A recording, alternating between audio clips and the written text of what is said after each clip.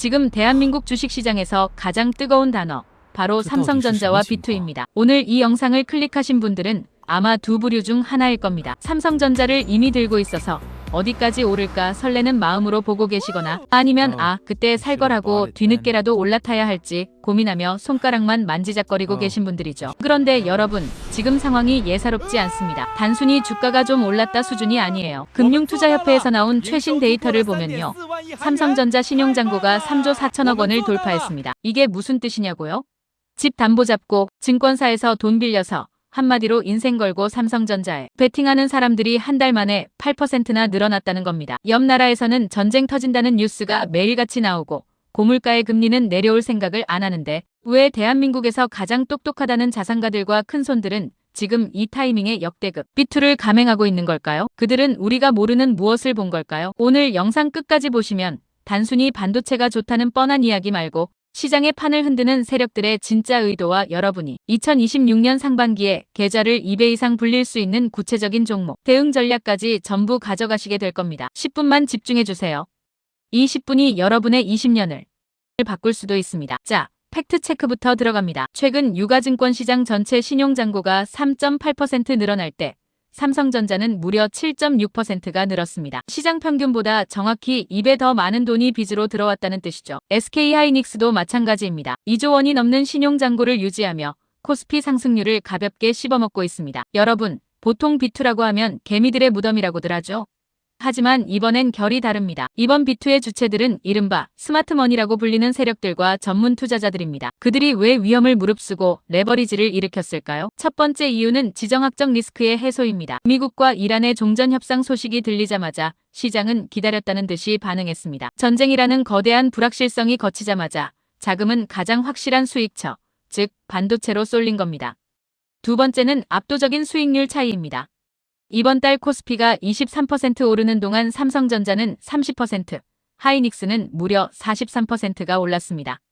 여러분이 만약 1억을 투자했다면 지수에 투자했을 때보다 반도체에 투자했을 때 앉은 자리에서 수천만 원을 더 벌었다는 계산이 나옵니다. 이 격차를 본 투자자들이 가만히 있을 수 있었을까요? 이게 진짜구나라는 확신이 서는 순간 레버리지는 탐욕이 아니라 확신의 도구가 된 겁니다. 하지만 단순히 전쟁이 끝나서 주가가 올라서 돈이 몰린 게 아닙니다. 진짜 핵심은 실적에 있습니다. 여러분, 삼성전자의 1분기 잠정 영업이익 57조 원이라는 숫자 체감이 되시나요? 이건 그냥 장사를 잘했다는 수준이 아닙니다. 지난 몇 년간 반도체 업계를 괴롭혔던 재고 문제가 완전히 해결됐고 이제는 없어서 못 파는 국면에 진입했다는 강력한 신호입니다. 특히 SK하이닉스를 주목해야 합니다. 이번 주 실적 발표를 앞두고 증권가 분위기가 어떨까요? 거의 축제 분위기입니다. HBM, 즉 고대 역폭 메모리 시장에서 독점적인 지위를 유지하면서 엔비디아라는 거대한 형님과 손잡고 돈을 쓸어 담고 있거든요. 시장은 변동성 속에서 기회를 모색한다고 하죠. 지금이 딱 그 구간입니다. 테슬라, 인텔, 하이닉스 같은 글로벌 기술주들의 가이드라인이 발표될 때마다 자금이 대이동을 할 겁니다. 그런데 그 자금이 어디로 가겠습니까? 결국 이익 창출 능력이 증명된 곳, 즉 실적 모멘텀이 확실한 반도체 대형주로 다시 모일 수밖에 없는 구조입니다. 유명 미래에셋 연구원이나 상상인증권 분석가들이 공통적으로 하는 말이 있습니다. 지금은 기술주와 성장주 중심의 이익 창출 기대가 핵심이다. 이 말은 곧 숫자로 증명되지 않는 테마주는 죽고 숫자로 증명되는 반도체는 더 간다는 뜻입니다. 비투가 늘어났다고 걱정하기 전에 그 비투가 어디를 향하고 있는지를 보면 부의 지도가 보입니다. 그럼 여기서 우리는 무엇을 해야 할까요?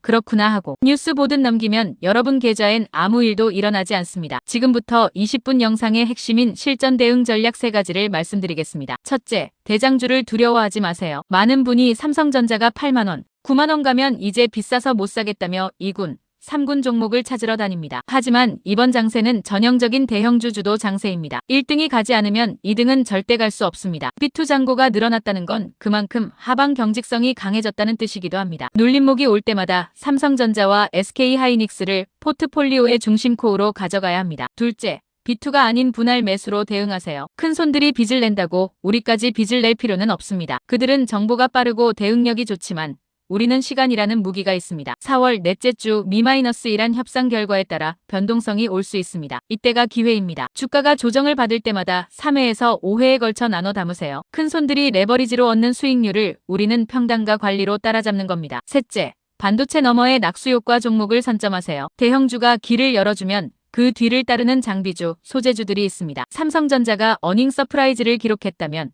그 삼성전자의 장비를 납품하는 회사들의 실적은 어떻게 될까요? 보나 마나 대박입니다. 반도체 세정, 식각, 그리고 HBM 관련 소부장 종목들 중에서 아직 정고점을 돌파하지 못한 종목들을 미리 선별해 두어야 합니다. 마무리하겠습니다. 여러분, 주식시장에서 가장 위험한 건 비투가 아니라 무관심입니다. 남들이 열광할 때 뒤늦게 들어오는 것도 문제지만 시장이 주는 명확한 신호를 무시하고 구경만 하는 것은 자산 증식의 기회를 스스로 발로 차는 것과 같습니다. 지금 삼성전자와 SK하이닉스에 몰리는 3조 원의 비투는 우리에게 경고하고 있습니다. 이제 곧 다음 레벨로 넘어갈 테니 준비해라. 오늘 제가 말씀드린 데이터와 실적 분석, 그리고 실전 전략 3가지를 꼭 메모해 두세요. 그리고 이번 주 시장의 흐름을 지켜보며 본인만의 원칙으로 매수 버튼을 눌러보시길 바랍니다. 10%의 휴먼 터치 기억하시죠? 제가 드린 이 로직 위에 여러분의 판단과 확신을 한 방울 얹으세요. 오늘 영상이 여러분의 투자 인생의 전환점이 되었기를 바랍니다. 내용이 유익했다면 구독과 좋아요, 알림 설정까지 부탁드리고요. 궁금하신 점이나 여러분이 생각하는 원픽 반도체 종목이 있다면 댓글로 자유롭게 남겨주세요. 여러분의 성공 투자를 진심으로 응원합니다. 감사합니다.